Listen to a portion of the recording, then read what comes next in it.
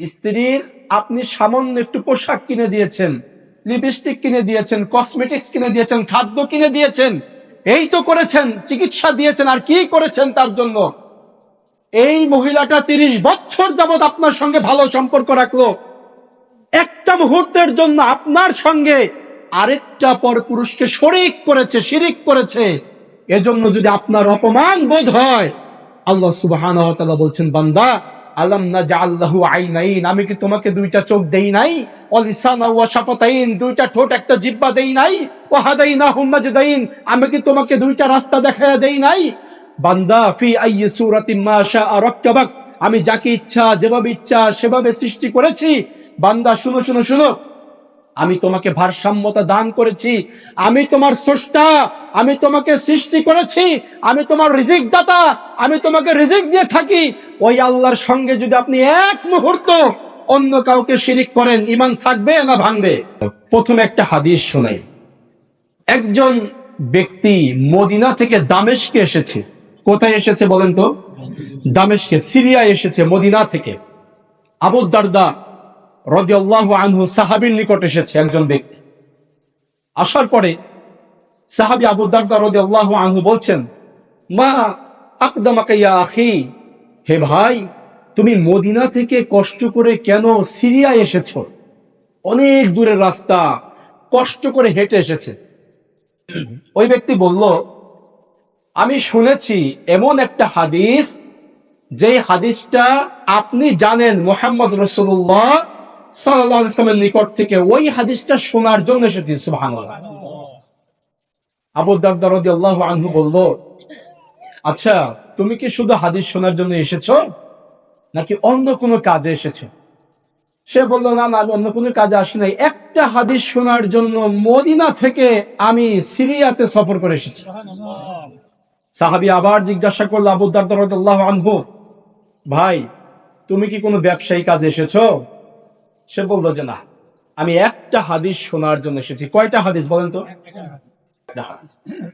এইবার আবু দারদা রাদিয়াল্লাহু আনহু বলছেন, শুনো শুনো শুনো, সামি'তু রাসূলুল্লাহি সাল্লাল্লাহু আলাইহি ওয়াসাল্লাম ইয়াকুল, আমি শুনেছি মুহাম্মদ রাসূলুল্লাহ সাল্লাল্লাহু আলাইহি ওয়াসাল্লাম বলেছেন, মান সালাকা, যেই ব্যক্তি আসবে, যেই ব্যক্তি অন্বেষণ করবে, যেই ব্যক্তি কোন রাস্তা তালাশ করবে, তরিকান ইয়ালতামিসু ফিহি ইলমান সাহহালাল্লাহু লাহু বিহি তরিকান ইলাল জান্নাহ, যেই ব্যক্তি কিনা কোরআন হাদিস শিখার জন্য কোন রাস্তা তালাশ করবে, আল্লাহ তার জন্য জান্নাতের রাস্তাকে সহজ করে দিবেন।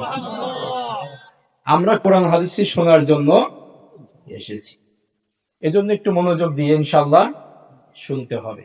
আমি বেশিক্ষণ কথা বলবো না, এভাবে ধীরে ধীরেই বলবো ইনশাআল্লাহ। আপনারা যদি বিরক্ত না হন তাহলে ইনশাআল্লাহ শুনবেন। তো আমাদের সমাজ থেকে হাদিস শোনার এই যে নিয়মটা আস্তে আস্তে উঠে যাচ্ছে, এই চর্চাটা আস্তে আস্তে উঠে যাচ্ছে। এখন দেখবেন যে আমরা দুনিয়া নিয়ে বেশি ব্যস্ত। সামনে আসছে রমাজান মাস। রমাজান মাস হচ্ছে গুনাহ মাফ করিয়ে নেওয়ার মাস, আল্লাহর কাছ থেকে মাফ নিয়ে নেওয়ার মাস। রাসূলুল্লাহ সাল্লাল্লাহু আলাইহি ওয়াসাল্লাম বলেছেন, রাগিমা আনফু রাজুলিন দাখালা আলাইহি রমাদান সুম্মা সালাকা ক্বাবলা ইয়াগফিরা লাহ, যেই ব্যক্তি কিনা রমাজান মাস পেল, গুনাহ মাফ করাইতে পারলো না, ওই ব্যক্তির ধ্বংস হোক। এবার বলেন, আমাদের জীবনে রমাজান মাস আগেও এসেছে কিনা? গুনাহ কি মাফ করাইতে পারছি? এটা হচ্ছে প্রশ্ন।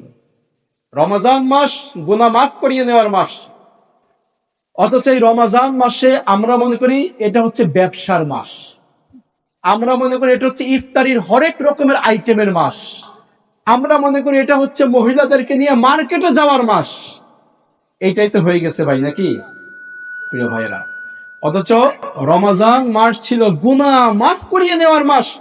কেননা রমাজান মাসে আল্লাহ তাআলা যা ইবাদত দিয়েছেন, সব ইবাদতের মাধ্যমেই আগের গুনাহগুলো মাফ হয়ে যায়। সুবহানাল্লাহ।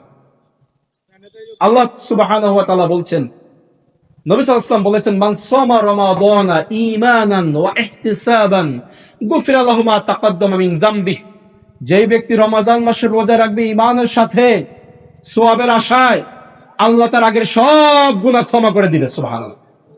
ওয়া মান কামা রমাদানা ঈমানান ওয়া ইহতিসাবান গুফিরা লাহু মা তাকাদ্দামা মিন যামবিহি, বুখারীর হাদিস।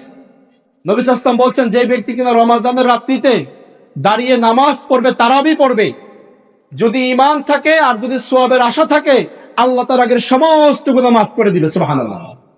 ওমান কামা লাইলাতাল কদরি ঈমানান ওয়া ইহতিসাবান গুফিরা লাহু মা তাকাদ্দামা মিন যামবি। যেই ব্যক্তি কিনা লাইলাতুল কদর রাত্রিতে দাঁড়িয়ে দাঁড়িয়ে তারাবির নামাজ পড়বে, নফল নামাজ পড়বে, তাহাজ্জুদের নামাজ পড়বে, ঈমানের সাথে সওয়াবের আশায়, আল্লাহ তার আগের সমস্ত গুনাহ মাফ করে দিবেন। সুবহানাল্লাহ। এইবার প্রিয় ভাইরা, বুঝে থাকলে বলেন, রমজান মাস কি গুনাহ মাফের মাস নাকি গুনাহ মাফ না করার মাস? গুনাহ মাফের মাস। রোজা রাখলেই গুনাহ মাফ হয়ে যাবে, তারাবির নামাজ পড়লেই গুনাহ মাফ হয়ে যাবে, লাইলাতুল কদর নসিবে হইলেই গুনাহ মাফ হয়ে যাবে। সুবহানাল্লাহ।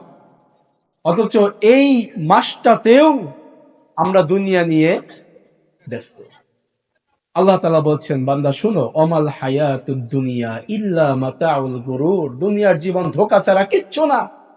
এই যে আপনি আমি জমি জমি করছি, আমার নিঃশ্বাসটা বন্ধ হয়ে গেলে এই জমি হাত বদল হয়ে যাবে।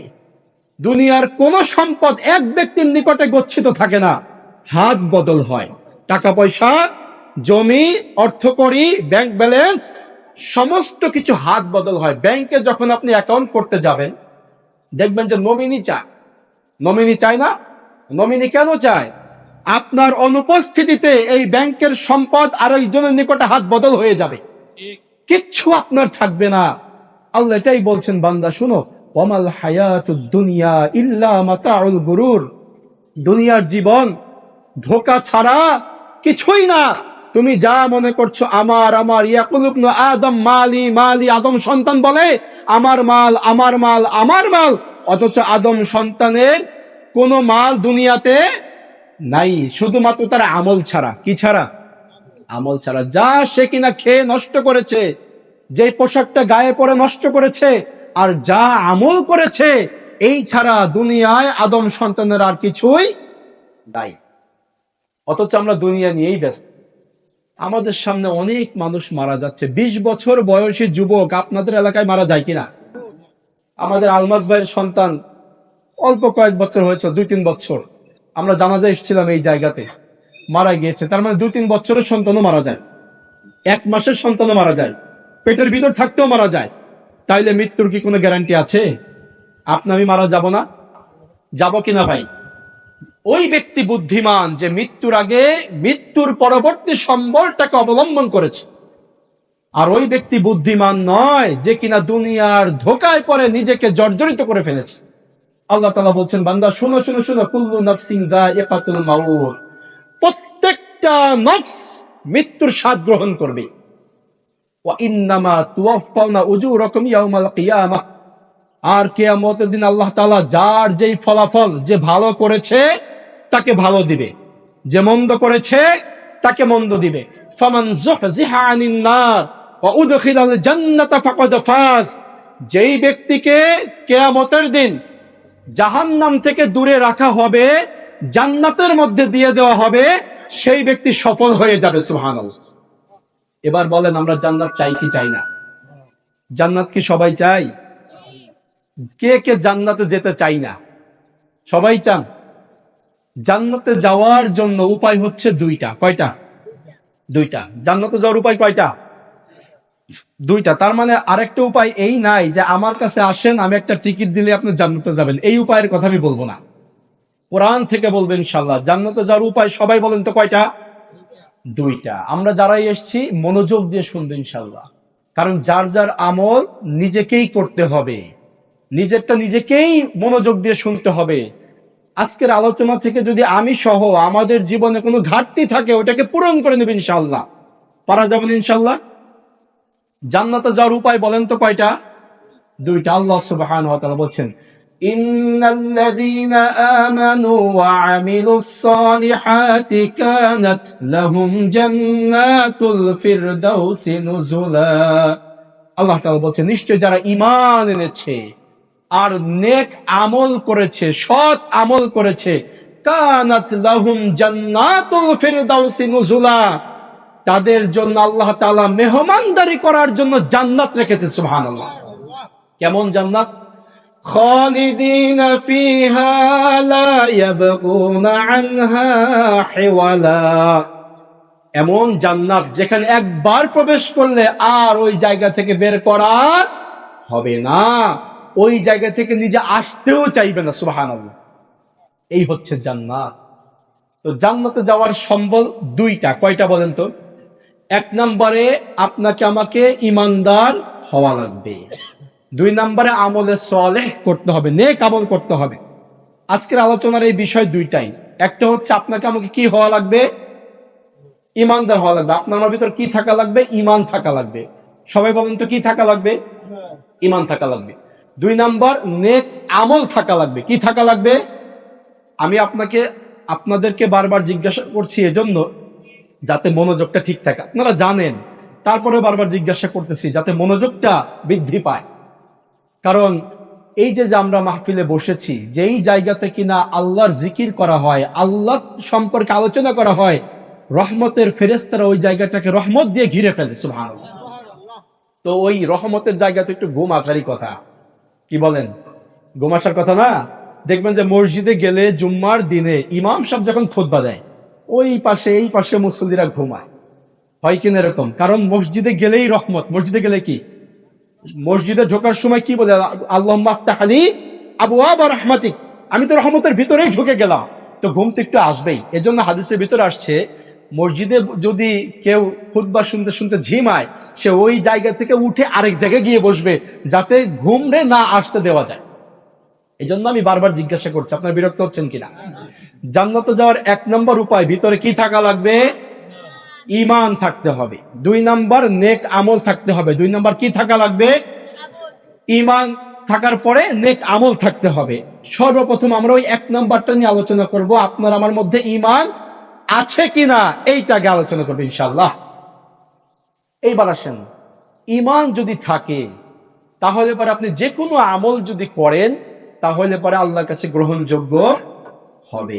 আল্লাহ তাআলা বলছেন, وَمَن يَعْمَلْ مِنَ الصَّالِحَاتِ مِن ذَكَرٍ أَوْ أُنثَىٰ وَهُوَ مُؤْمِنٌ فَأُولَٰئِكَ يَدْخُلُونَ الْجَنَّةَ وَلَا يُظْلَمُونَ نَقِيرًا। যে কোনো ব্যক্তি হোক না কেন, চাই পুরুষ হোক চাই মহিলা হোক, যে কোনো আমল করুক, শর্ত হচ্ছে যদি তার মধ্যে ঈমান থাকে, কোন রকমের কষ্ট দেওয়া ছাড়াই সরাসরি আল্লাহ তাআলা জান্নাতে প্রবেশ করাবেন। সুবহানাল্লাহ। তাহলে ঈমানের দাম কম না বেশি? নেয়ামাতুল ঈমান, ঈমান নামক নিয়ামত, এইটার দাম পৃথিবীতে সবচাইতে বেশি। যেই ব্যক্তি 10 তলার মালিক আর যেই ব্যক্তি কিনা 1 তলারও মালিক নয়, গাছতলাতে থাকে, কিন্তু 10 তলার মালিকের যদি ঈমান না থাকে, গাছতলাওয়ালা ব্যক্তির যদি ঈমান থাকে, 10 তলাওয়ালার দাম বেশি না গাছতলার দাম বেশি? তাই ঈমানের নেয়ামত সবচাইতে বেশি। এজন্য হতাশ হওয়া যাবে না। আমরা অনেক সময় টাকা পয়সা না পেলে হতাশ হয়ে যাই, আফসোস করি, দুর্দশা দুঃখের মধ্যে পড়ে যাই। কিন্তু প্রিয় ভাইরা, ঈমান যদি থাকে, আপনি শুনেন বুখারীর হাদিস, সর্বশেষ আল্লাহ তাআলা যেই ব্যক্তিকে জান্নাতে প্রবেশ করাবে, এই দুনিয়ার সমান 10 দুনিয়া জান্নাত তাকে দিবে। সুবহানাল্লাহ। প্রিয় ভাইরা, এজন্য দুনিয়ার এই 10 তলার মালিক হওয়ার ওই লোভ লালসা না করে, হারাম পথ উপার্জন না করে, ঈমানটাকে ঠিক রাখা লাগবে। এবার বলেন তো, ঈমান ভাঙে কিনা? ঈমান কি ভাঙে?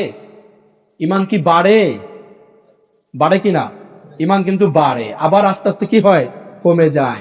ঈমান বাড়ে, আবার ঈমান কি হয়? কমেও যায়। দেখবেন যখন কিনা মাহফিলে এসেছেন, মাহফিলে বসেছেন, আল্লাহর কথা স্মরণ হবে, নবী সাল্লাল্লাহু আলাইহি ওয়াসাল্লামের রাস্তার কথা, সুন্নতের কথা স্মরণ হবে, তাই না? যখন নাটকের সামনে বসেন, ঈমান কি বাড়ে না কমে? আস্তে করে ডাউন হয়ে যায়, ঈমান কমে যায়। যখন কেউ কিস্তিতে, সমিতিতে, সুদী লেনদেন করে, ঈমান কি বাড়ে না কমে? ঈমান কমে যায়। হারামের সময় ঈমান আর থাকে না। আবার যখন হালালটা করবেন, তওবা করবেন, ঈমান আবার নবায়ন হয়ে যাবে। অথচ আমরা মনে করি ঈমান বোধহয় ভাঙে না। ঈমান কিন্তু ভাঙে। আপনারা কি জানেন ঈমান যে ভাঙে? আমরা জানি যে ওযু করলে ওযু ভাঙে। কি করলে ওযু ভাঙে বলেন তো? ওযু ভাঙার কারণ জানি না? যদি কিনা আপনার পেশাব পায়খানার রাস্তা দিয়ে কিছু বের হয়ে যায়, ওযু কি হয়? ভেঙে যায়। নামাজও ভাঙে। নামাজ ভাঙে কিনা? নামাজের মধ্যে আরেকজনের সঙ্গে যদি কথাবার্তা বলেন, হাই হ্যালো করেন, নামাজ কি ভাঙবে কিনা? ভেঙে যাবে। ওযু যদি ভাঙে, নামাজও ভাঙবে। রোজা ভাঙে কিনা? রোজা দিনের বেলা ইচ্ছাকৃত কিছু খেয়ে ফেলেছেন, রোজা কি ভাঙবে? ভাঙবে। হজও ভাঙে। হেরাম পরা অবস্থায় স্ত্রীর সঙ্গে মিলিত হয়েছেন, হজ কি হবে? ভেঙে যাবে, হজ আর থাকবে না। প্রিয় ভাইয়েরা, ধরেন আপনার নামাজটা ভাঙে নাই, ঠিক আছে, রোজাটা ভাঙে নাই, ঠিক আছে, হজটা ভাঙে নাই, ঠিক আছে, যাকাতটা ভাঙে নাই, ঠিক আছে, কিন্তু আপনার ঈমানটা ভেঙে গেছে, জান্নাত কি পাওয়া যাবে? তার মানে নামাজ ভাঙার কারণ জানার আগে, রোজা ভাঙার কারণ জানার আগে, হজ যাকাত ভাঙার কারণ জানার আগে ঈমান ভাঙার কারণটা জানতেই হবে। যদি নামাজ দু একটু ভেঙেও যায়, রোজা যদি দু একটা ছুটেও যায়, হজ যদি ভেঙেও যায়, ঈমান যদি ঠিক থাকে, জান্নাতে যাওয়া যাবে না? জান্নাতে যাওয়া যাবে। আমরা জানবো যে ঈমান কিভাবে ভাঙে। তার আগে একটা গল্প করে নেই। এটা হচ্ছে শুধুমাত্র যাতে আমরা বুঝতে পারি যে ঈমান যে ভাঙে, এইটা বোঝার জন্য গল্প, কোরআন হাদিসের কথা না, এটা বোঝার জন্য একটা বানানো গল্প। এক ব্যক্তি, সে খুব রকমের দুষ্ট লোক ছিল, খারাপ লোক ছিল, যত খারাপ কাজ আছে, চুরি ডাকাতি ছিনতাই সবকিছু করত। ওই এলাকায় এক বুজুর্গ ব্যক্তি আসলো। আসার পরে এলাকার লোকজন গিয়ে ধরলো, বললো যে হুজুর, এই যে লোকটা আমাদের এইখানে আছে, আমাদের এলাকায় খুব রকমের খারাপ লোক, কোনো কারো কথা শুনে না, যত রকমের খারাপ কাজ আছে সব কিছু তার দ্বারা হয়। তা আপনি একটু ওই লোকটার একটু বুঝান, আপনি একজন বুজুর্গ মানুষ, আলেম মানুষ, হয়তো বুঝতে পারে। বুজুর্গ বললে আমরা আবার বেশি বুঝি, তাই না? এটা সুফিদের কথা। বুজুর্গ মানে কি আবা কাবা পড়বে, আলখাল্লা রুমাল পড়বে, এগুলো পড়া ভালো, আমি খারাপ বলতেছি না, কিন্তু যারা পরে আমরা মনে করি যে সেই একজন আল্লাহর সাথে বুঝি কানেকশন আছে, কিন্তু আল্লাহর সাথে কানেকশন কার আছে ওইটা ভালো জানেন কে? আল্লাহ। আপনি আমি সবাইকে ভালো মানুষ মনে করব, কাউকে খারাপ মনে করব না। তো যাই হোক, ওই বুজুর্গ লোক বলল, ঠিক আছে, ওই লোকটাকে ধরে নিয়ে আসো আমার কাছে। নিয়ে আসছে। নিয়ে আসার পরে বলতেছে যে এই যে তোমার নামে অভিযোগগুলা করলো, তুমি নাকি এই এই খারাপ কাজের সাথে জড়িত। সে বলল যে হ্যাঁ, অভিযোগ যা করছে সব সত্যি, আসলে আমি খারাপ কাজগুলা করি। তো এই বুজুর্গ লোক চিন্তা করলো, আলেম মানুষ চিন্তা করলো, তাকে কি আমল দেওয়া যায় যে আমলটার মাধ্যমে সব খারাপ কাজ থেকে বিরত থাকবে। তখন সে চিন্তা করে বলল যে তুমি দৈনিক নামাজ পড়বা। কয় ওয়াক্ত? আমরা পড়ি কিনা? 5 ওয়াক্ত নামাজ পড়বা। তো এই লোক তখন বলল ঠিক আছে, নামাজ পড়ব। কারণ বুজুর্গ চিন্তা করেছে, আল্লাহ তাআলা বলেছেন যে ব্যক্তি সালাত আদায় করে, সালাত থেকে ফাহেসা মুনকার খারাপ কাজ থেকে বিরত রাখে। তো এই বুজুর্গ বলল ঠিক আছে, নামাজ পড়ার আগে কি করতে হয়? ওযু করতে হয়। আচ্ছা ঠিক আছে, কিভাবে ওযু করতে হয় আমি তোমাকে দেখায় দিই। তিনি পানি নিয়ে ওযু করে দেখা দিলেন, বললেন যে এইভাবে আমার সাথে ওযু করো। সেভাবেই ওযু করছে। কথা কি বুঝতেছেন? ওযু করার পরে এখন ওই বুজুর্গ ব্যক্তি বলল যে তুমি দৈনিক নামাজ পড়বা 5 ওয়াক্ত। এই কথা বলে বুজুর্গ ওই জায়গা থেকে বিদায় হয়ে গেল। ঠিক 1 বছর পরে আবার ঘুরে আসছে। 1 বছর পরে আবার ঘুরে আসার পর ওই বুজুর্গ আসার পরে এলাকার লোকজন ধরছে, ধরে বলল যে হুজুর, আপনি যে লোকটারে নামাজের সবক দিয়ে গেছেন, সে তো খারাপ কাজ ছাড়তে পারতেছে না, খারাপ কাজ তো আগের চাইতেও বেশি করে। তখন বলল যে আবারও ওকে ডাক দিয়ে ধরে নিয়ে আস। ওই লোকটাকে আবার ধরে নিয়ে আসছে। আসার পরে এই বুজুর্গ বলল যে আচ্ছা, নামাজ কি ঠিকঠাক মতো আদায় করো?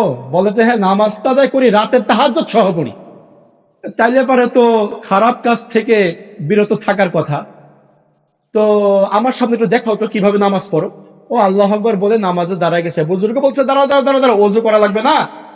তো ও বলতেছে ওই যে 1 বছর আগে যে ওযু করায় দিয়ে গেছেন, ওযু যে ভাঙে আমি তো আর জানি না, আমি তো এর ভিতরে আর ওযু করি না। কথা বুঝে আসছে?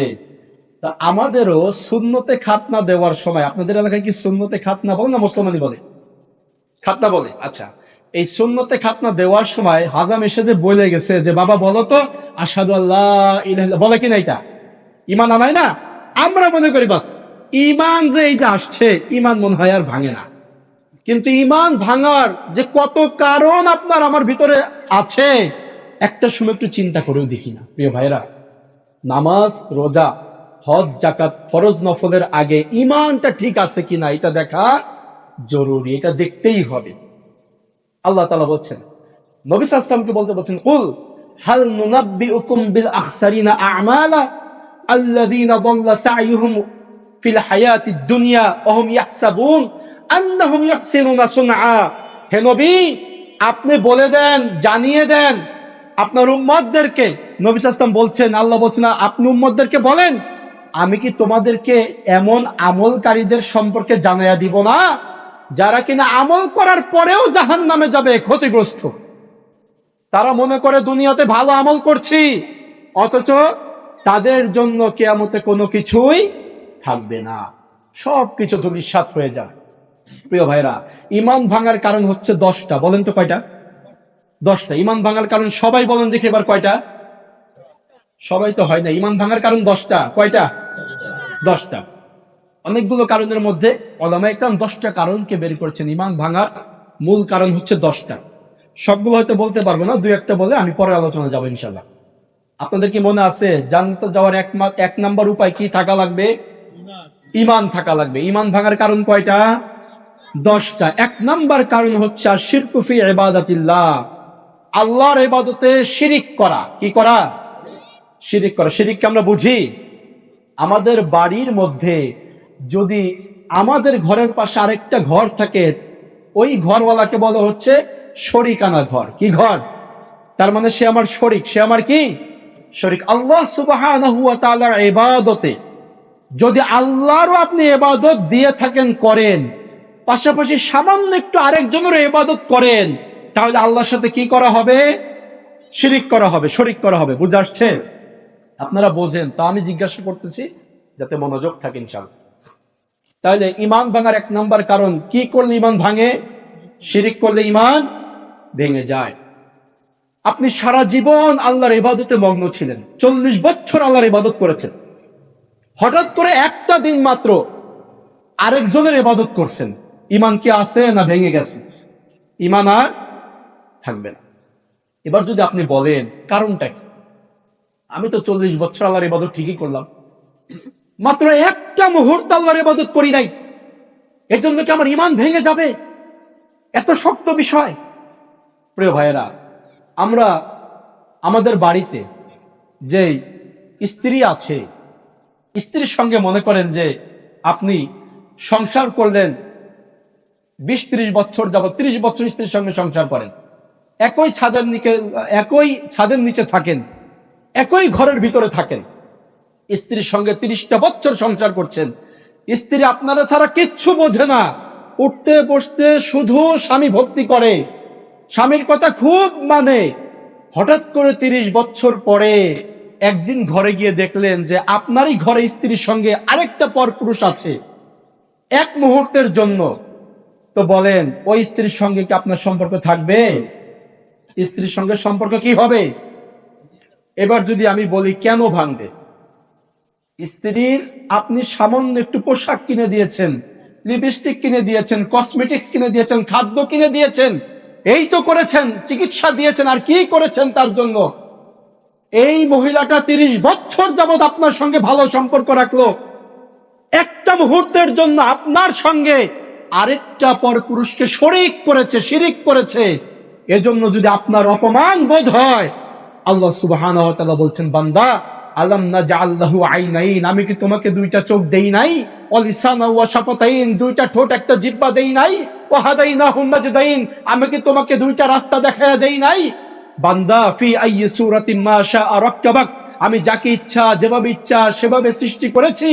বান্দা শুনো শুনো শুনো, আমি তোমাকে ভারসাম্যতা দান করেছি, আমি তোমার স্রষ্টা, আমি তোমাকে সৃষ্টি করেছি, আমি তোমার রিজিক দাতা, আমি তোমাকে রিজিক দিয়ে থাকি। ওই আল্লাহর সঙ্গে যদি আপনি এক মুহূর্ত অন্য কাউকে শিরিক করেন, ঈমান থাকবে না ভাঙবে? ঈমান আর থাকবে না। কারণ স্বামীর সঙ্গে এক মুহূর্ত শিরিক করলে যদি সংসার না থাকে, যে আল্লাহ আপনাকে সৃষ্টি করেছেন, আপনার নিঃশ্বাস প্রশ্বাসের মালিক যে আল্লাহ সুবহানাহু ওয়া তাআলা, আপনি সেই আল্লাহর ইবাদতের সঙ্গে সামান্য একটা বান্দাকে যদি শরিক করেন, ঈমান আর থাকবে না। আমরা শরিক করি কিনা? আমাদের সমাজে অনেকে শরিক করে কিনা? জীবন ভর আল্লাহকে সেজদা দিয়েছেন, একটা সেজদা মাজারে দিয়েছেন, ইমান কি আছে? আছে? প্রিয় ভাইরা,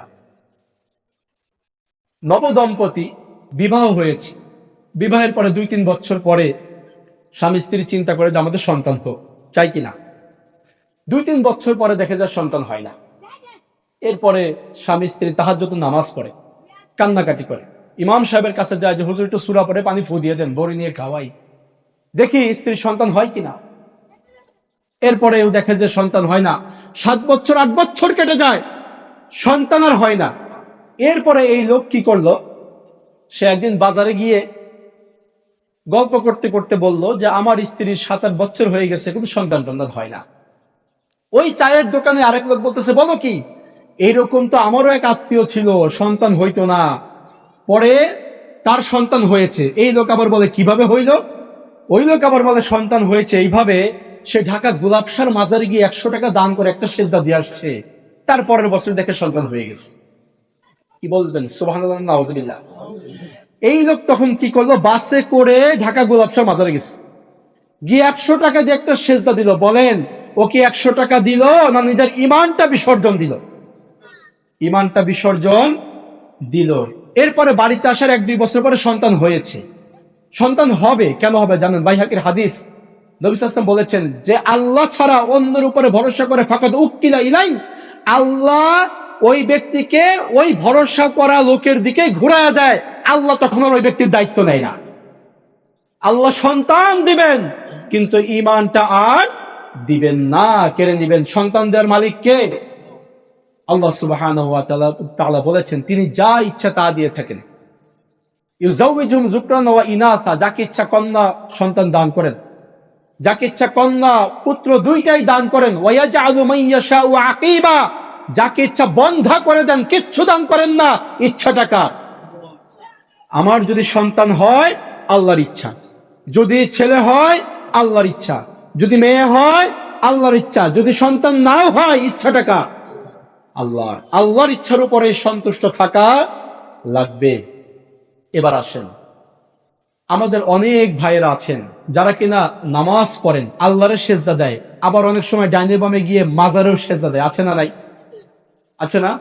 তাদের সেজদার দলিল হচ্ছে, এটা হচ্ছে ভক্তির সেজদা, তাজিমি সেজদা। কি সেজদা? তাজিমি সেজদা। আচ্ছা বলেন, পৃথিবীতে যদি ভক্তির সেজদা আল্লাহর পরে আর কারো হকদার হইতো, কোন ব্যক্তি হইতো বলেন তো? মুহাম্মদ রাসূলুল্লাহ সাল্লাল্লাহু আলাইহি ওয়াসাল্লাম। আপনারা আবার বুঝাবে, আপনারা বলবে যে ভাই শুনো, আদম আলাইহিস সালামকে আল্লাহ তাআলা সেজদা দেওয়ার কথা নির্দেশ করেছিলেন, সবাই সেজদা দিয়েছে, ইবলিস সেজদা দেয় নাই, তাই শয়তান হয়েছে। তুমি যদি পীর সাহেবের সেজদা না দাও তুমি কিন্তু শয়তান হইতে পারো। এরকম বুঝাই কিনা? আবার ইউসুফ আলাইহিস সালামকে তার বাবা মা ভাইয়েরা সেজদা দিয়েছিল, কিন্তু সেই সেজদা যে কেমন ছিল ওইটা আমরা জানি না। ওটা কি রুকুর মতো সেজদা ছিল না মাটিতে সেজদা ছিল সেটা জানি না। আচ্ছা এইসব বাদ দেন, আমাদের শরীয়তে মুহাম্মদ রাসূলুল্লাহ সাল্লাল্লাহু আলাইহি ওয়াসাল্লামকে যদি সেজদা দেওয়া না যায়, পৃথিবীর আর কাউকে কি সেজদা দেওয়া যাবে? প্রিয় ভাইয়েরা, সুনানের গ্রন্থগুলোর মধ্যে হাদিস এসেছে, সাহাবীরা সফর করে এসেছেন, হীরা নামক অঞ্চল থেকে সফর করে এসেছেন, এরপরে পারস্য থেকে সফর করে এসেছেন, মুয়াজ বিন জাবাল রাদিয়াল্লাহু আনহু, আবু সাঈদ আল খুদরি রাদিয়াল্লাহু আনহু, তারা সফর করে এসেছেন। তারা এসে বলছেন, ইয়া রাসূলুল্লাহ সাল্লাল্লাহু আলাইহি ওয়াসাল্লাম, আমরা ওই এলাকাগুলোতে দেখলাম যে তারা তাদের নেতাদেরকে, সম্মানিত ব্যক্তিদেরকে তাজিমি সেজদা দিচ্ছে। হে আল্লাহর রাসূল, আমরা কি আপনাকে একটা তাজিমি সেজদা দিতে পারি না? আবার আরেকদিন দেখলো যে একটা উট এসে নবী সাল্লাল্লাহু আলাইহি ওয়াসাল্লামকে সেজদা দিচ্ছে। কিসের সেজদা দিয়েছে? উট সেজদা দিয়েছে। সাহাবীরা এটা দেখে বলে, হে আল্লাহর রাসূল সাল্লাল্লাহু আলাইহি ওয়াসাল্লাম, উট যদি আপনাকে সেজদা দিতে পারে, আমরা কেন আপনাকে সেজদা দিতে পারবো না? আপনি শুধু আদেশ দেন, আপনাকে আমরা সেজদা দেই। নবী সাল্লাল্লাহু আলাইহি ওয়াসাল্লাম বলেন, ফালা তাফআলু, খবরদার সেজদা দিবা না, আল্লাহ ছাড়া কাউকে সেজদা দেওয়া যাবে না। যদি আমি সেজদা দেওয়ার আদেশ দিতাম, লা আমারতুল মারআতা আন তাসজুদা লিজাওজিহা, আমি মহিলাদেরকে বলতাম তারা যেন তাদের স্বামীদেরকে সেজদা দেয়। যেহেতু এইটাই আমি আদেশ করি নাই, সুতরাং আল্লাহ ছাড়া অন্য আর কাউকে সেজদা দেওয়া যাবে না, স্পষ্ট হারাম। প্রিয় ভাইরা, অথচ আমাদের দেশে এরকম সেজদা দেয় কিনা? তাজিমি সেজদা দেয় কিনা? বলেন এই সেজদা যদি দেয় তাহলে ইবাদতে আল্লাহর সঙ্গে শিরিক করা হবে। কি করা হবে? শিরিক করা হবে। আর এই শিরিক করলে ঈমান কি থাকবে না ভাঙবে? ঈমান আর থাকবে না, ভেঙে যাবে। এইরকম আরেকটি শিরিক হচ্ছে আল্লাহর কাছেও কিছু চায়, ব্যবসা বাণিজ্যের উন্নতি চায়, মাজারওয়ালার কাছে গিয়েও চায়। এরকম আছে কিনা? নবী সাল্লাল্লাহু আলাইহি ওয়াসাল্লাম বলছেন, ইযা সাআলতা ফাসআলিল্লাহ ওয়া ইযা ইসতাআনতা ফাসতাইন বিল্লাহ। শোনো শোনো শোনো, যদি কোনো কিছু চাইতে হয় আল্লাহর কাছে চাইতে হবে, যদি কোনো সাহায্য চাইতে হয় চাইতে হবে কার কাছে?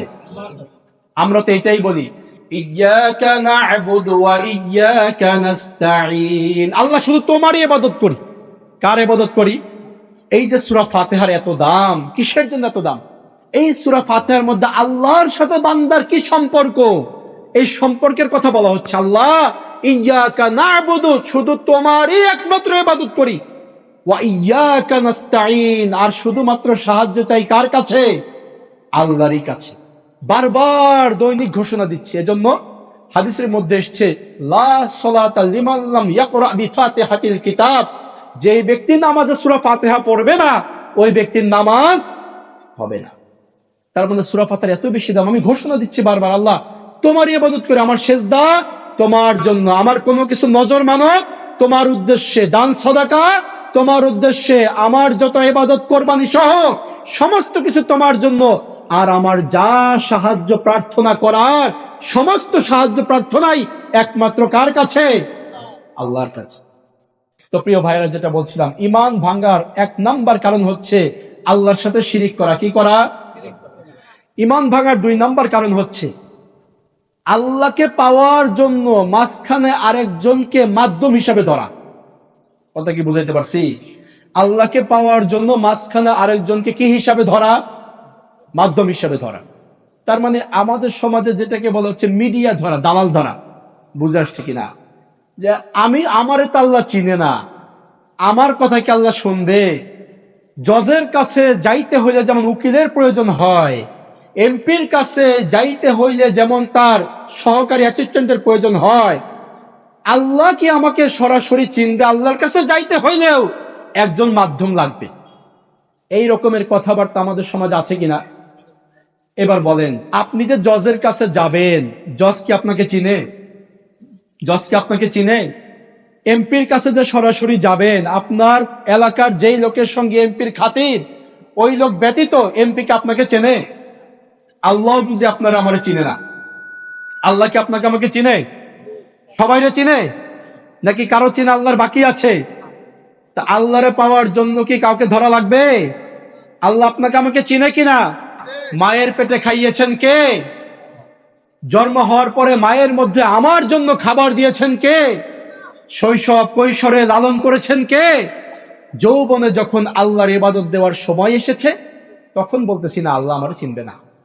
এতদিন আল্লাহ আমাকে চিনলো, এখন আল্লাহ নাকি আমাকে চিনবে না। প্রিয় ভাইয়েরা, আল্লাহকে পাওয়ার জন্য, আল্লাহকে খুশি করার জন্য মাঝখানে আরেকজনকে যদি কেউ ধরে, ওই ব্যক্তির ঈমান আর থাকবে না। আল্লাহর কাছে তরায় নিবে, আল্লাহর কাছে সুপারিশ করে দিবে, আল্লাহর কাছে পার করে দিবে, এই চিন্তা করে যদি কেউ কোনো ব্যক্তিকে ধরে তাহলে তার ঈমান আর থাকবে না। এবার এই কথাটা দলিল দেওয়া লাগবে। কি বলেন? মক্কার যে মুশরিকরা ছিল তারা আল্লাহরে বিশ্বাস করত। আবু জাহাল আল্লাহরে বিশ্বাস করত, আপনারা জানেন কিনা? আবু লাহাবও কিন্তু আল্লাহরে মানত, বিশ্বাস করত, আল্লাহরে বিশ্বাস করত। উতবা, শাইবা, মক্কার কাফেররা সবাই আল্লাহরে বিশ্বাস করত। এমন কোন কাফের ছিল না যে আল্লাহরে বিশ্বাস করত না। তাহলে তারা কেন কাফের হইল? জানতে ইচ্ছা করে কিনা? কাফেররা যদি আল্লাহকে বিশ্বাসী করে, কেন তারা কাফের হইল? প্রথমে আমরা জানি যে তারা আল্লাহরে বিশ্বাস করত কিনা। আল্লাহ তাআলা বলছেন, وَلَئِن سَأَلْتَهُم مَّنْ خَلَقَ السَّمَاوَاتِ وَالْأَرْضَ فَلَيَقُولُنَّ خَلَقَهُنَّ الْعَزِيزُ الْعَلِيمُ।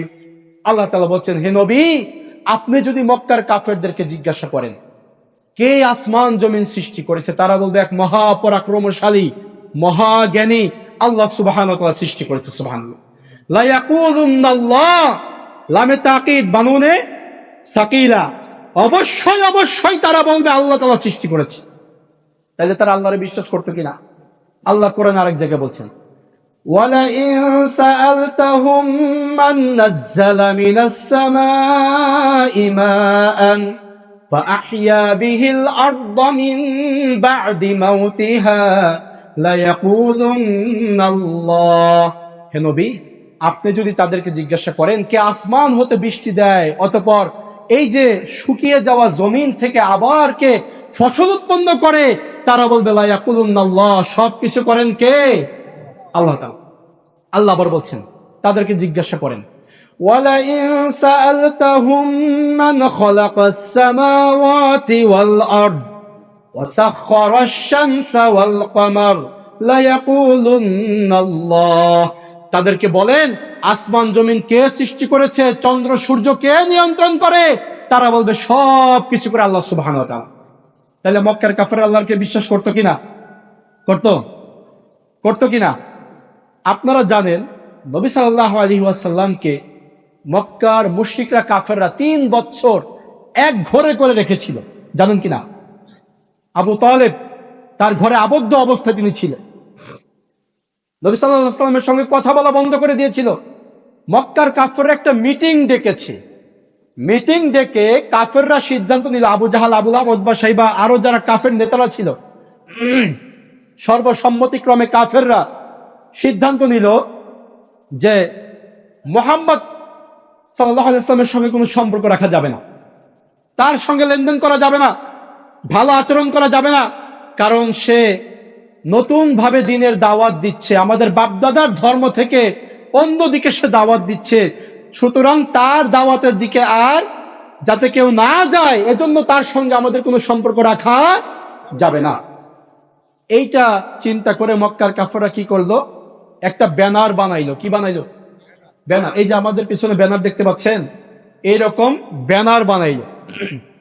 ব্যানার বানিয়ে ব্যানারটাকে টাঙিয়ে দিল কোন জায়গায়? মক্কার সেন্ট্রাল যেই জায়গা রয়েছে, কোনটা? কি ঘর? কাবা ঘর। কি ঘর? কাবা ঘরের উপরে টানায়া দিল যে নবী সাল্লাল্লাহু আলাইহি ওয়াসাল্লামের সঙ্গে সম্পর্ক রাখা যাবে না, লেনদেন করা যাবে না, ব্যবসা করা যাবে না, ভালো আচরণ করা যাবে না, কথাবার্তা বলা যাবে না। এই যে ব্যানার কাফেররা বানাইলো, ব্যানারের উপরে লিখে দিয়েছিল বিসমিকা আল্লাহুম্মা, আল্লাহ তোমার নামে শুরু করলাম। তার মানে কাফেররা আল্লাহরে বিশ্বাস করতো কিনা? বিশ্বাস হয়। কোরআনে আছে, হাদিসে আছে, সিরাতের কিতাবের মধ্যে রয়েছে। আবু তালেব সে কি ইমানদার ছিল না কাফের ছিল? কাফের ছিল। আলী রাদিয়াল্লাহু আনহুর বাবা কি ছিল, ইমানদার না কাফের? কাফের। হাদিসের মধ্যে আসছে কিয়ামতের দিন তার শাস্তি হবে সবচাইতে কম, আগুনের 2টা জুতা পরাইয়া দেওয়া হবে, মাথার মগজ গলে পায়ের মধ্যে পড়বে। এই হচ্ছে কম শাস্তি। সে ইমানদার ছিল না। আপনি অবাক হয়ে যাবেন, খাদিজাতুল কুবরা রাদিয়াল্লাহু আনহার সঙ্গে যখন নবী সাল্লাল্লাহু আলাইহি ওয়াসাল্লামের বিবাহ হইল, ওই বিবাহের খুতবা পড়িয়েছিল আবু তালেব, আর খুতবার মধ্যে বলেছিল আলহামদুলিল্লাহিল্লাযী, সমস্ত প্রশংসা সেই আল্লাহ। তার মানে আবু তালেব আল্লাহরে বিশ্বাস করতো কিনা? বিশ্বাস করতো। এইবার প্রশ্ন আসে না কেন তারা কাফের? প্রশ্ন আসে কিনা? আল্লাহ তাআলা বলছেন সূরা ইউনূসের মধ্যে 10 নম্বর সূরার 18 নম্বর আয়াতের মধ্যে বলছেন وَيَعْبُدُونَ مَا لَا يَضُرُّهُمْ وَلَا يَنفَعُهُمْ وَيَقُولُونَ هَؤُلَاءِ شُفَعَاؤُنَا عِندَ اللَّهِ। হে নবী, আপনি যদি তাদেরকে বলেন এই যে তোমরা মূর্তিগুলোর কাছে যাও, তোমরা তো আল্লাহর সবকিছু হিসেবে বিশ্বাস করো, এই মূর্তিগুলা তোমাদের কোনো ভালো করতে পারে না, মা লা ইয়াদুররুহুম ওয়ালা ইয়ানফাউহুম, তোমাদের কোনো উপকার করতে পারে না, কোনো ক্ষতি করতে পারে না, কেন মূর্তিগুলোর কাছে যাও?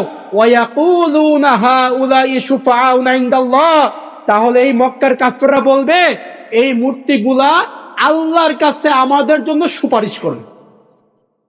কথা কি বুঝে আসছে?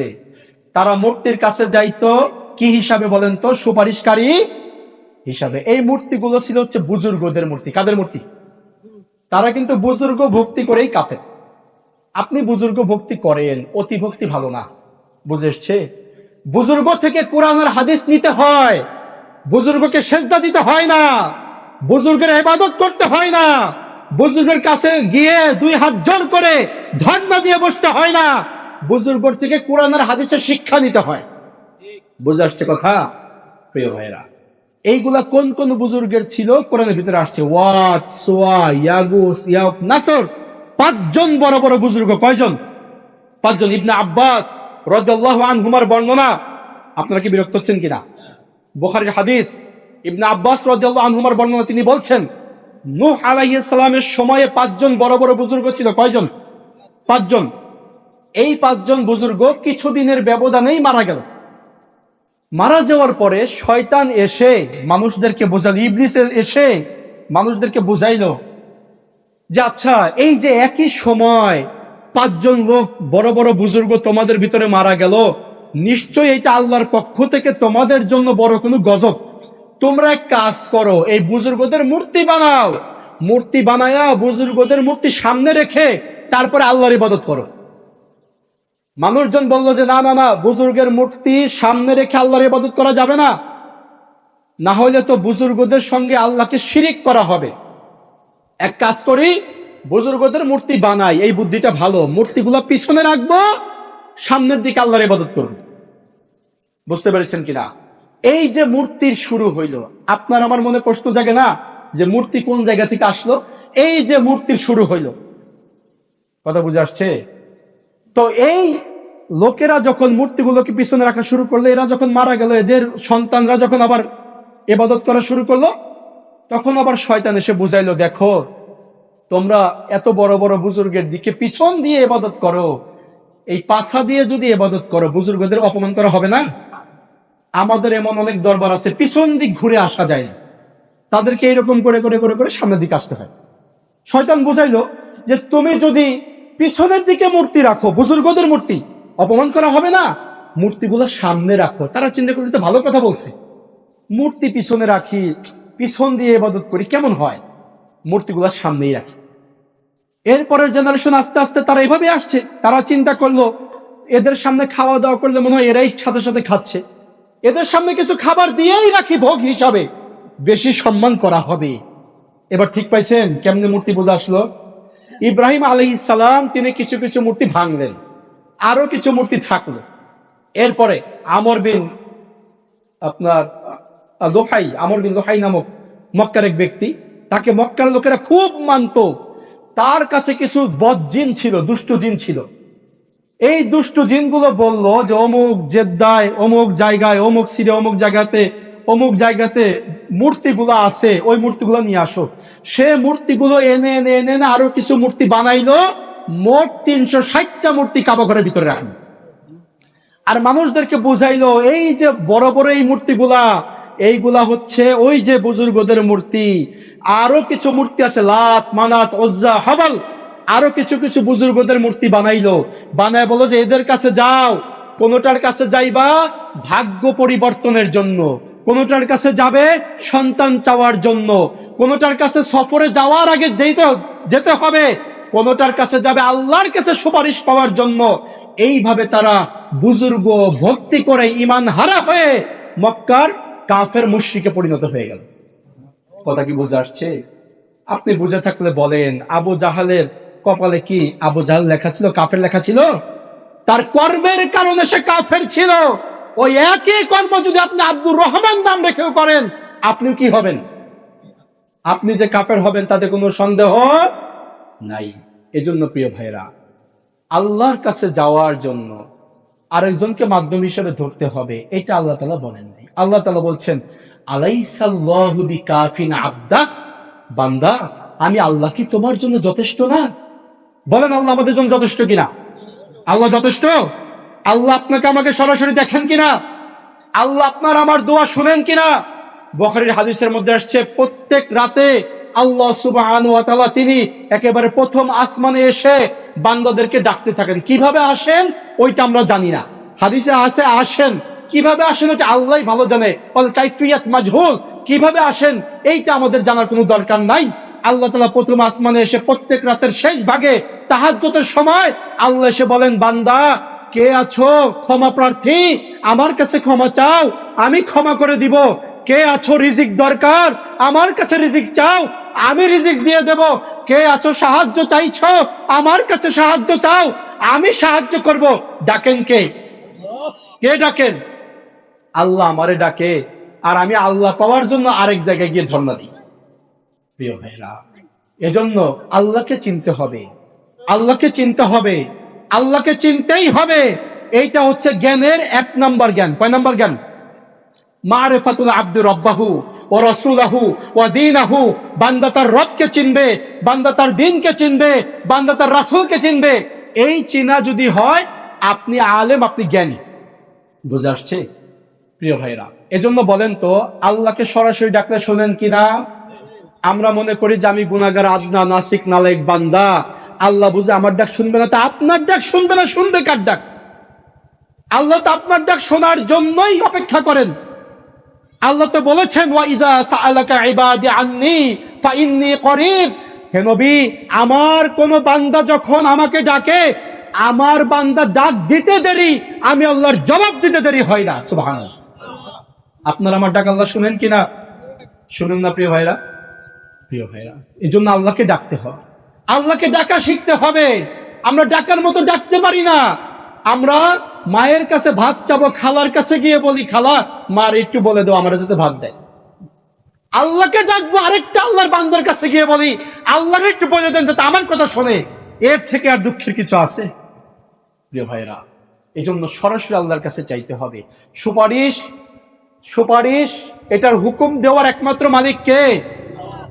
আয়াতুল কুরসির ভিতরে পড়েন না, মান দাল্লাযী ইয়াশফাউ ইনদাহু ইল্লা বিইজনি। কে আছে এমন যে আল্লাহর অনুমতি ছাড়া তার কাছে সুপারিশ করবে? আপনারা হাদিস জানেন, সুনানের হাদিস, আপনার তিরমিজির হাদিস, নবী সাল্লাল্লাহু আলাইহি ওয়াসাল্লাম তিনি মাকামে মাহমুদের সিজদায় পড়ে যাবেন। কিসে পড়ে যাবেন? এর আগের ঘটনা জানেন না? সমস্ত মানুষেরা কিয়ামতের দিন হতাশাগ্রস্ত হয়ে যাবে। মানুষেরা তার গুনাহ অনুযায়ী ঘামের মধ্যে ডুবে থাকবে। কারো ঘাম হবে তার হাঁটু অনুযায়ী, কারো ঘাম হবে তার বুক অনুযায়ী, কেউ ঘামের মধ্যে গুনাহ অনুযায়ী হাবুডুবু খাবে। সূর্য হবে মাত্র 1 মাইল উপরে। এইটা যে কিসের 1 মাইল সেইটা নিয়ে মতবিরোধ আছে। এটা কি সুরমা কাঠির 1 মাইল না কেমনি হিসাবে 1 মাইল?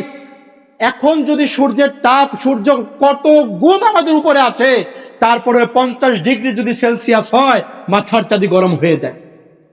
মাত্র 1 মাইল উপরে সূর্য থাকবে।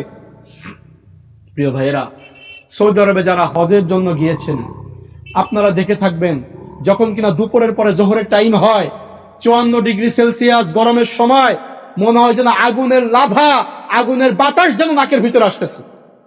আর মাত্র 1 মাইল উপরে সূর্য থাকবে। মানুষেরা হতাশাগ্রস্ত হয়ে যাবে। মানুষেরা বলবে, কে আছে আজকে আমাদের জন্য একটু আল্লাহর কাছে সুপারিশ করবে? কে আছে আজকে আমাদেরকে একটু তরায়া নিবে? মানুষেরা বলা বলি করতে করতে একজন আরেকজনকে বলবে, যাও আদম আলাইহিস সালামের কাছে চলো যাই, সে হয়তো আমাদের জন্য কিছু করতে পারে। আদম আলাইহিস সালামের কাছে যাবে, যাওয়ার পরে বলবে যে, আদম আপনি তো আমাদের বাবা, আপনি আবুল বাশার, আপনি হচ্ছেন সমস্ত মানুষের বাবা। আল্লাহ তাআলা নিজের হাতে আপনাকে সৃষ্টি করেছে, আল্লাহ তাআলা আপনাকে প্রথমে জান্নাতে প্রবেশ করিয়েছে। আজকে আপনি আমাদের জন্য আল্লাহর কাছে একটু সুপারিশ করেন। আদম আলাইহিস সালাম বলবে, নফসি নফসি নফসি, আজকে আমি বাঁচি, আমি বাঁচি, আমি বাঁচি।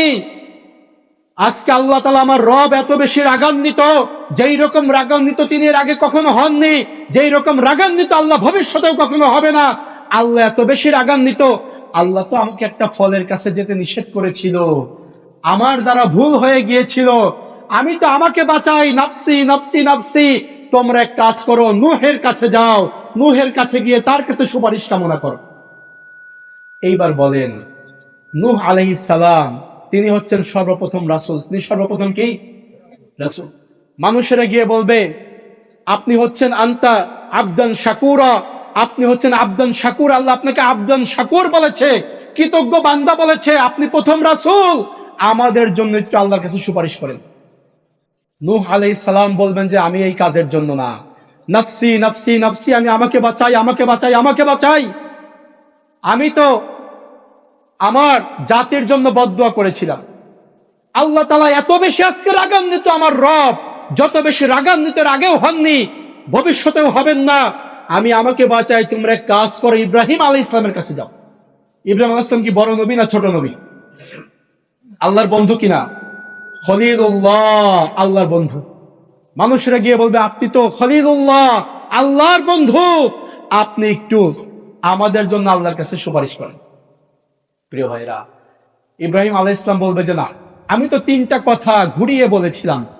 3টা কথা কিভাবে বলেছিল? ঘুরিয়ে। যখন কিনা ছেলেপেলেরা এসে বললো যে চলেন মেলায় যাই, মূর্তির মেলায় যাই, তিনি বললেন যে আমি অসুস্থ। তিনি অন্তরের অসুস্থ ছিলেন। আবার যখন কিনা তার স্ত্রী সারা আলাইহিস সালামকে জালিম বাদশার লোকেরা ধরে নিতে এসেছে, তিনি বলেছিলেন যে এ হচ্ছে আমার বোন। আসলেও তো মুসলিম মুসলিম মুসলিম কি হয়? ভাই বোন হয়। তিনি ওই দৃষ্টিতে বলেছেন। আর নমরুদ যখন বলেছিল যে এই কাজ কে করেছে ইব্রাহিম, তিনি বলেছিলেন যে এদের বড়টার কাছে জিজ্ঞাসা করো। বড়টা বড়টা বলতে তিনি নিজেই তো তার ভিতরে বড় ছিলেন। তিনি ঘুরিয়ে বলেছেন, কিন্তু তিনি ভয় পাচ্ছেন আমার রব আজকে এত বেশি রাগান্বিত, যা আগেও কখনো হননি, যা ভবিষ্যতে কখনো হবেন না। তোমরা এক কাজ করো, তোমরা মূসা আলাইহিস সালামের কাছে যাও। মূসা আলাইহিস সালামের কাছে যাও, বলবে যে আপনি তো আল্লাহর সঙ্গে কথা বলেছেন, আপনি আল্লাহর সঙ্গে কথা বলছেন, কালিমুল্লাহ, আল্লাহর সঙ্গে কথা বলেছেন, আপনি একটু আল্লাহর কাছে আমার জন্য সুপারিশ করেন। মূসা আলাইহিস সালাম বড় নবী না ছোট নবী? কি নবী মনে হয়? বড় নবী। তিনি বলবেন যে নাফসি নাফসি নাফসি, আমাকে বাঁচাই, আমাকে বাঁচাই, আমাকে বাঁচাই, আমার কি হবে? আমি তো বাবুর্চিকে এক থাপ্পড় দিয়ে হত্যা করে ফেলেছিলাম। আমার রব এত বেশি আজকে রাগান্বিত, যা আগেও কখনো হননি, ভবিষ্যতেও হবেন না। তোমরা এক কাজ করো, ঈসা আলাইহিস সালামের কাছে যাও। ঈসা আলাইহিস সালাম তিনি কোনো কারণ না দেখিয়েই বলবেন যে এই কাজের জন্য আমি নই, এই কাজের জন্য হচ্ছে মুহাম্মদুর রাসূলুল্লাহ সাল্লাল্লাহু আলাইহি ওয়াসাল্লাম, তার কাছে যাও। আমাদের নবীর কাছে এরপরে সবাই মিলে যাওয়া হবে। এবার আপনাদের কাছে আমার প্রশ্ন, এতক্ষণ যাবৎ যাদের কাছে যাওয়া হইল তারা কি আল্লাহর পাপী বান্দা, গুনাহগার বান্দা? কি মনে হয় আপনাদের?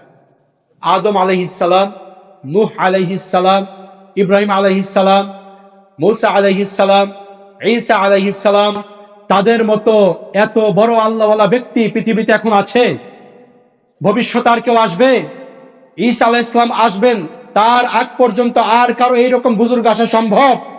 এইরকম আল্লাহওয়ালা ব্যক্তি আসা সম্ভব? এদের পাওয়ার, এদের ক্ষমতা আল্লাহর কাছে বর্তমান জামানার সমস্ত পীরের চাইতে বেশি না কম? এরা যদি নিজেরা নিজেদেরকে বলে আমি এই কাজের জন্য না, আমি এই কাজের জন্য না, এমন কোন পীর আছে আপনারে পার করতে পারে? আছে কি? প্রিয় ভাইরা, এজন্য কাউকে আল্লাহর কাছে তরাইয়া দিবে ওই আশায় আপনি ঘুম কামাই দিয়েন না, এটা বোকামি হবে। আপনি আল্লাহর কাছে চান, আপনাকে কি আল্লাহ মুখ দেয় নাই, চোখ দেয় নাই, জিহ্বা দেয় নাই, চাওয়ার মতো শক্তি দেয় নাই, বোধ শক্তি দেয় নাই, জ্ঞান দেয় নাই? আপনি চান। এরপরে আরো আজব কথা, নবী সাল্লাল্লাহু আলাইহি ওয়াসাল্লাম মাকামে মাহমুদের সিজদা পড়ে যাবেন। আল্লাহ তাআলা বলবেন ইয়া মুহাম্মদ ইরফা রাসাক সাল তুতা, হে মুহাম্মদ সাল্লাল্লাহু আলাইহি ওয়াসাল্লাম, আপনি আপনার মাথা উঠান, আপনি চান, আপনি কামনা করেন, আপনার চাওয়া পূরণ করা হবে, আপনি সুপারিশ করেন, তবে এই ব্যক্তির জন্য সুপারিশ করেন। কথা বুঝে আসছে? ঘরে ঘরে সবার জন্য সুপারিশ করা হবে না। এই জন্য প্রিয় ভাইরা, ইমানটাকে ঠিক রাখতে হবে, আল্লাহর কাছে চাইতে হবে। আপনি দোয়া করতে পারেন যে আল্লাহ নবী সাল্লাল্লাহু আলাইহি ওয়াসাল্লামের শাফায়াত আমাদের জন্য কবুল করো, বলেন আমিন। এই দোয়া করতে পারেন, কিন্তু অমুক ব্যক্তি আমার জন্য সুপারিশ করবে, তাকে কে সার্টিফিকেট দিল সুপারিশ করা? আপনি কি জানেন যে সে ব্যক্তি জান্নাতে যাবে? শাহজালাল রহমতুল্লাহ আলাই, শাহপরান রহমতুল্লাহ আলাই, খান জাহান আলী রহমতুল্লাহ আলাই, তাদেরকে আমরা আল্লাহর নেককার বান্দা মনে করি কিনা? কিন্তু তারা যে নিশ্চিত জান্নাতে যাবে আপনার কি জানি না বলেই তো বলি রহমতুল্লাহ আলাই, আল্লাহ তার উপর রহমত করো, দোয়া করি। তারা নেককার বিশ্বাস করি, তারা বুজুর্গ বিশ্বাস করি। কিন্তু আবু বকর রাদিয়াল্লাহু আনহু যে জান্নাতে যাবে কোনো সন্দেহ আছে? ওমর রাদিয়াল্লাহু আনহু যে জান্নাতে যাবে কোনো সন্দেহ আছে?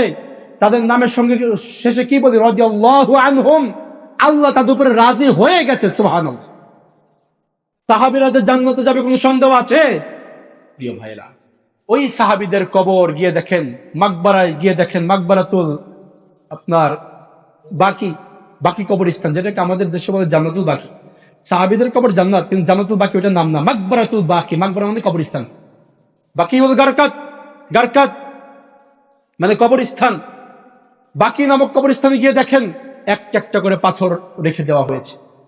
তারা পৃথিবী বিখ্যাত বুজুর্গ।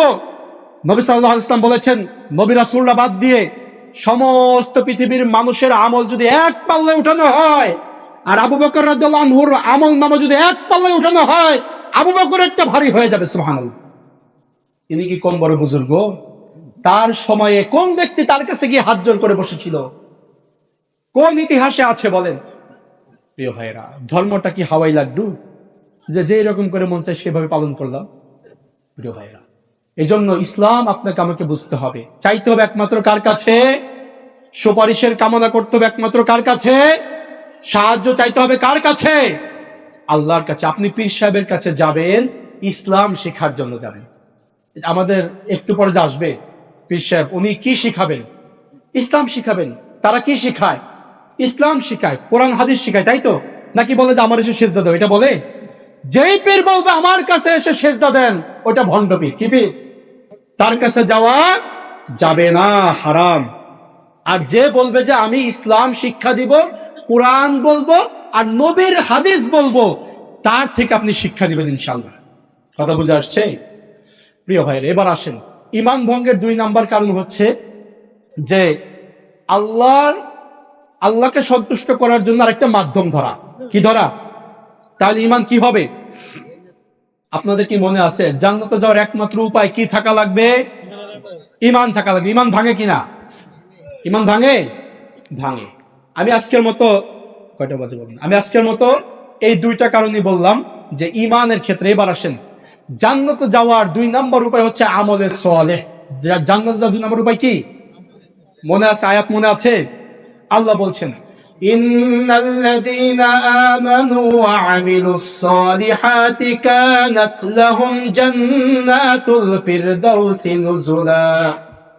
নিশ্চয়ই যে ব্যক্তি ঈমান এনেছে, নিশ্চয়ই যারা ঈমান আনবে, আমলে সালিহাত, আমালুস সালিহাত, আমলে সালেহ করবে, নেক আমল করবে, তাদের জন্য রয়েছে জান্নাতের মেহমানদারি। তাহলে ঈমান তো মোটামুটি বুঝলাম নাকি? যে ঈমানটাকে ঠিক রাখতে হবে, ঈমানের মধ্যে কোনো কুফর শিরিকের প্রবেশ ঘটানো যাবে না। ঈমানটাকে পরিশুদ্ধ রাখতে হবে, বিশুদ্ধ রাখতে হবে। এটা হচ্ছে সবচেয়ে বড় নিয়ামত। 2 নম্বর হচ্ছে আমলে সালেহ করতে হবে। কি আমল বলেন তো?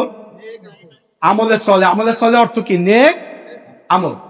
কোরআন হাদিসে কোথাও বলা হয় না আমালান কাসীরা, বেশি আমল করো। কোথাও বলা হয় না বেশি আমল করো, বলা হচ্ছে আমালান সালিহা, নেক আমল করো। নেক আমল হয় 2টা জিনিসের মিলে। কয়টা মিলে? 2টা জিনিসের সমন্বয়ে নেক আমল হয়। কয়টা জিনিস মিলে হয়? 2টা। 1 নাম্বার হচ্ছে ইখলাসুন নিয়্যাহ, 2 নাম্বার হচ্ছে ওয়া ইত্তিবাউস সুন্নাহ। আমলটা করব একমাত্র কার জন্য? আল্লাহর জন্য। আমলটা করবে একমাত্র কার রাস্তায়? আল্লাহর নবীর রাস্তায়। কার রাস্তায়? আল্লাহর নবী মুহাম্মদ রাসূলুল্লাহ সাল্লাল্লাহু আলাইহি ওয়াসাল্লামের রাস্তায়। এই 2টা যদি মিলে যায় তাহলে আপনার আমলটা হবে নেক আমল। কি আমল? নেক আমল। এবার বুঝে থাকলে বলেন, নেক আমল হওয়ার শর্ত কয়টা? 2টা। আমল হবে 1 নাম্বার কার জন্য? 2 নাম্বার আমল হবে কার রাস্তায়? রাসূল সাল্লাল্লাহু আলাইহি ওয়াসাল্লামের রাস্তায়। বুঝে আসছে? এইবার আসেন, ঈমান ঠিক আছে, কিন্তু আমলটা যদি আল্লাহর জন্য না হয় তাহলে কি জান্নাতে যাওয়া যাবে? যাবে না। তার মানে আমলটা যদি আল্লাহর জন্য না হয়, আমলটা আমলে সালেহ হলো না। আমলটাকে আমলে সালেহ করতে হলে আমলটা করা লাগবে কার জন্য? আল্লাহর জন্য। আমরা কি সব আমলে আল্লাহর জন্য করি? একটা হাদিস বলি, সুনানের হাদিস, আবু হুরায়রা রাদিয়াল্লাহু আনহু থেকে বর্ণিত, তিনি বলছেন, মারাত্মক পর্যায়ের একটা হাদিস। এই হাদিস বলতে গিয়ে তিনি বারবার বেহুশ হয়ে গিয়েছেন। তিনি বলছেন যে আল্লাহ সুবহানাহু ওয়া তাআলা তিনি কিয়ামতের দিন সমস্ত মানুষকে একত্রিত করবেন। এরপর আল্লাহ সুবহানাহু ওয়া তাআলা ডাক দিবেন, রাজুলুন জামাআল কুরআন, যে ব্যক্তি কিনা কোরআনের হাফেজ ছিল, যে ব্যক্তি কিনা কোরআন দ্বারা বক্তব্য দিত, কোরআনের খাদেম ছিল, ওই ব্যক্তিকে ডাক দিবেন। এরপর আল্লাহ তাআলা একই সাথে ডাক দিবেন যে ব্যক্তি কিনা ধন সম্পদ ছিল, সম্পদশালী ছিল, কাসিরুল মাল, অধিক সম্পদশালী ছিল। এরপর আল্লাহ তাআলা ডাক দিবেন যেই ব্যক্তি কিনা আল্লাহর রাস্তায় নিহত হয়েছে, শহীদ হয়েছে, তাকে ডাক দিবেন। ডাক দেওয়ার পর আল্লাহ তাআলা বলবেন, বান্দা, আমি আমার রাসূলের উপরে যা নাজিল করেছিলাম ওই জিনিসের শিক্ষা আমি তোমাকে দিয়েছিলাম, তুমি আমার জন্য কি করেছো বলো। ওই কোরআন হাদিস জানাওয়ালা ব্যক্তি বলবে, ইয়া রব, আমি নিজে কোরআন তেলাওয়াত করেছি, নামাজে কোরআন তেলাওয়াত করেছি, দ্বীনের প্রচার প্রসার করেছি, কোরআন অনুযায়ী মানুষকে হেদায়েতের দিকে ডেকেছি। আল্লাহ তাআলা বলবেন যে না, কাযাবতা, তাকুলু লাহুল মালাইকা কাযাবতা বাল আরাদতা আন ইউকালু ফুলানুন ক্বারি। আল্লাহ বলবেন তুমি মিথ্যা বলছো, ফেরেশতারা বলবে তুমি মিথ্যা বলছো, বরং তুমি চেয়েছিলে তোমাকে যেন বড় মাপের কারি সাহেব বলা হোক। ফাকাদ কিলা যাকা বান্দা, সেটা দুনিয়াতে বলা হয়ে গেছে, আমার কাছে আজকে তোমার জন্য আর কিছু বাকি নেই। এরপর আল্লাহ তাআলা ডাক দিবেন যে ব্যক্তি সম্পদশালী ছিল, কাসিরুল মাল, অধিক সম্পদশালী, তাকে ডাক দিয়ে বলবেন আল্লাহ তাআলা, আমি কি তোমাকে অধিক সম্পদের মালিক বানাই নাই? সে বলবে যে অবশ্যই আপনি আমাকে অধিক সম্পদের মালিক বানিয়েছিলেন, আমি এই সম্পদ আমার গরিব দুঃখী আত্মীয় স্বজনদেরকে দান করেছি, আপনার রাস্তায় অকাতরে বিলিয়ে দিয়েছি। আল্লাহ তাআলা বলবেন যে না, কাযাবতা, তাকুলু লাহুল মালাইকা কাযাবতা, তুমি মিথ্যা বলছো। ফেরেশতারা বলবে তুমি মিথ্যা বলছো, বরং তুমি চেয়েছিলে তোমাকে বড় মাপের দানশীল দানবীর বলা হোক। ফাকাদ কিলা যাকা বান্দা, সেটা দুনিয়াতে বলা হয়ে গেছে। এরপর আল্লাহ তাআলা ডাক দিবেন শহীদকে, ডাক দিবেন কাকে বলেন তো? শহীদকে ডাক দিবেন। ডাক দেওয়ার পরে বলবেন যে বান্দা, তুমি আমার জন্য কি করেছো? সে বলবে আল্লাহ, আমি জিহাদের ময়দানে গিয়েছিলাম, জান মাল নিয়ে গিয়েছিলাম, আর কোনোটাই ফেরত আসে নাই। আমি জিহাদের ময়দানে যুদ্ধ করতে করতে আপনার রাস্তায় শহীদ হয়ে গেছি। আল্লাহ বলবেন যে না, তুমি মিথ্যা বলছো। তাকুলু লাহুল মালাইকা কাযাবতা, ফেরেশতারা বলবে তুমি মিথ্যা বলছো। বাল আরাদতা, বরং তুমি চেয়েছিলে তোমাকে যেন বীর বিক্রম, বীর উত্তম, বীর প্রতীক এইগুলো দেওয়া হোক।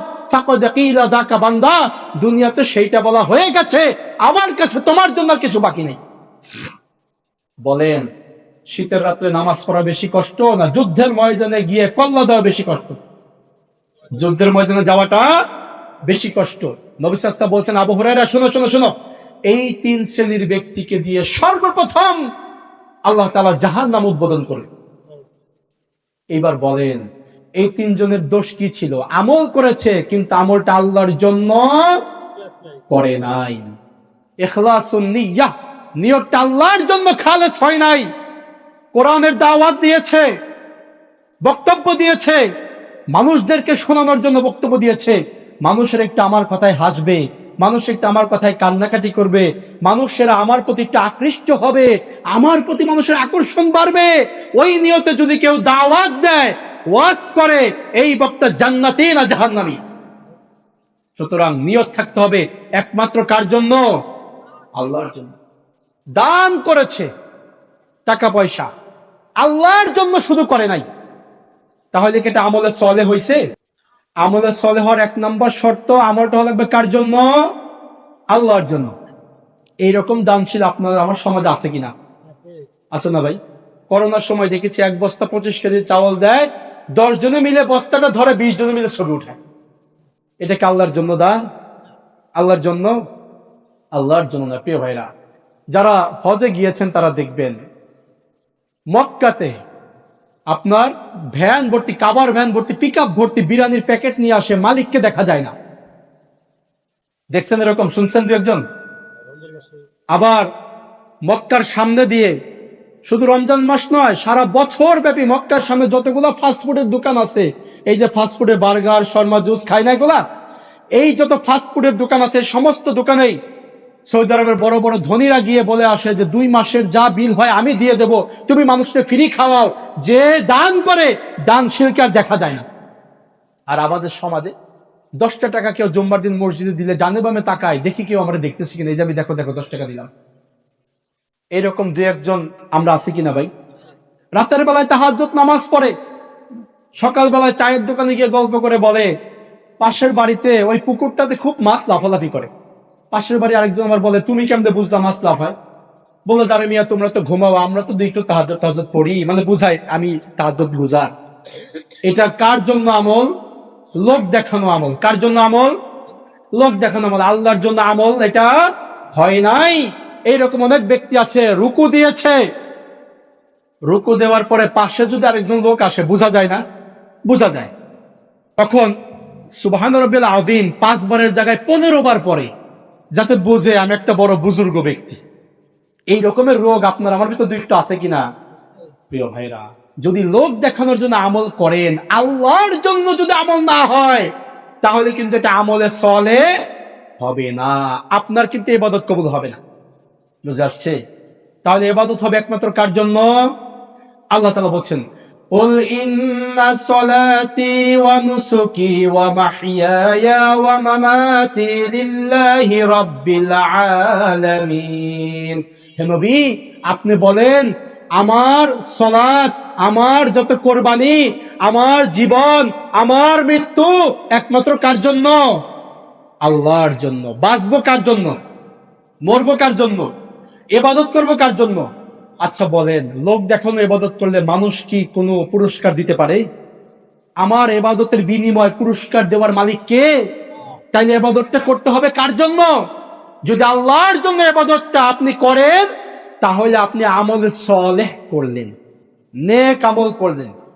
সামনে রমজান মাস আসছে, রোজার মাস আসছে। আমরা রোজা রাখবো কার জন্য? আল্লাহর জন্য। লোক দেখানো রোজা রাখলে পর রোজা কি কবুল হবে? রোজার কবুল হবে না। এজন্য সমস্ত ইবাদত গুলো করতে হবে কার জন্য? আল্লাহর জন্য একমাত্র। এরপরে আমলে সালেহ হওয়ার 2 নাম্বার শর্ত, ইবাদতটা, আমলটা হওয়া লাগবে মুহাম্মদ রাসূলুল্লাহ সাল্লাল্লাহু আলাইহি ওয়াসাল্লামের রাস্তায়। নাকি আমার রাস্তায় করলে হবে? পীর সাহেবের রাস্তায় করলে হবে? বুজুর্গর রাস্তায় করলে হবে? পৃথিবীর সমস্ত পীরের, বুজুর্গর, আলেমের রাস্তা যদি থাকে একদিকে, নবী সাল্লাল্লাহু আলাইহি ওয়াসাল্লামের রাস্তা যদি থাকে আরেক দিকে, আপনি কারটা মানবেন? মুহাম্মদ রাসূলুল্লাহ সাল্লাল্লাহু আলাইহি ওয়াসাল্লামের রাস্তা আমরা মানব। কারণ যে ব্যক্তি আলেম হয়েছে, যেই ব্যক্তি বক্তা হয়েছে, যেই ব্যক্তি কিনা দরবারে বসে আছে, পীর হয়েছে, এদের দায়িত্ব হচ্ছে কোরআন নিজে শিখবে, নবীর হাদিস নিজে শিখবে, মানুষদেরকে পৌঁছায়া দিবে। এটাই তো দায়িত্ব। নাকি নিজে আমল বানায়া দিবে? এটা কি দায়িত্ব? পৃথিবীর কাউকে আমল বানানোর কোনো পারমিশন দেওয়া হয় নাই। মুফতি হইলেই আমল বানানো যাবে না, আলেম হইলে আমল বানানো যাবে না, বক্তা হইলেই আমল বানানো যাবে না, কোন পীর হইলেও আমল বানানো যাবে না। আমল যা দেওয়ার দিয়ে গিয়েছেন মুহাম্মদ রাসূলুল্লাহ সাল্লাল্লাহু আলাইহি ওয়াসাল্লাম। এরপরে কি আর কিছু বাকি আছে? আল্লাহ তাআলা বলছেন, আল-ইয়াউমা আকমালতু লাকুম দীনাকুম ওয়া আতমামতু আলাইকুম নি'মাতি ওয়া রাদিতু লাকুমুল ইসলাম দীনা। আল-ইয়াউমা, ইয়াউম শব্দের অর্থ দিন, ইয়াউমুন শব্দের অর্থ কি? দিন। ইয়াউমুনের সঙ্গে যখন আলিফ লাম লেগে গেছে, আল-ইয়াউমা মানে আজকের দিনে। বিদায় হজের সময় আল্লাহ তাআলা নবী সাল্লাল্লাহু আলাইহি ওয়াসাল্লামের উপরে আয়াত নাযিল করলেন, আজকের দিনে আমি তোমাদের জন্য তোমাদের দ্বীনকে পরিপূর্ণ করে দিলাম। সুবহানাল্লাহ। ইসলাম কি পরিপূর্ণ না অসম্পূর্ণ? ইসলাম কি বলেন, পরিপূর্ণ না অসম্পূর্ণ? পরিপূর্ণ। তাইলে ইসলামের ভিতরে আর নতুন কোন আমল ঢোকানো যাবে? নতুন কোন আমল আর ঢোকানো যাবে না, কোনো সুযোগ নাই। আপনি একটা বদনা বানান, একটা মাউদ বানান, একটা মগ বানান, তাতে কোনো সমস্যা নাই, কিন্তু আমল বানানোর পারমিশন আপনাকে দেওয়া হয় নাই। যা আমল, যা জিকির, যা ওয়াজিফা সব দিয়ে গেছেন মুহাম্মদ রাসূলুল্লাহ সাল্লাল্লাহু আলাইহি ওয়াসাল্লাম। আমাদের বক্তাদের দায়িত্ব হচ্ছে সেইগুলা পড়ে পড়ে আপনাদেরকে শোনায় দেওয়া, বাস। আমার কোনো আমল বানায় দেওয়ার দায়িত্ব দেওয়া হয় নাই। বুঝে আসছে কথা, প্রিয় ভাইরা? তাহলে যে কোনো আমল করবো কার রাস্তায়? মুহাম্মদ রাসূলুল্লাহ। যদি নবী সাল্লাল্লাহু আলাইহি ওয়াসাল্লামের রাস্তায় আমল হয়, আমলটা হবে আমলে সালেহ। আমলটা কি হবে? আমল সালেহ। আর যদি নবীর রাস্তায় না হয়, আমলটা হবে মারদুদ আমল। কি আমল? নবী সাল্লাল্লাহু আলাইহি ওয়াসাল্লাম বলেছেন, মান আমিলা আমালান লাইসা আলাইহি আমরুনা ফাহুয়া রাদ্দুন। কেউ যদি এমন কোন আমল করে যে আমলের প্রতি আমাদের কোনো নির্দেশ নাই, তাহলে সেই আমলটা মারদুদ আমল হবে, বাতিল আমল হবে। কি আমল হবে? বাতিল। এইবার আসেন, মাগরিবের ফরজ নামাজ কয় রাকাত? সবাই বলেন, মাগরিবের ফরজ কয় রাকাত? 3 রাকাত।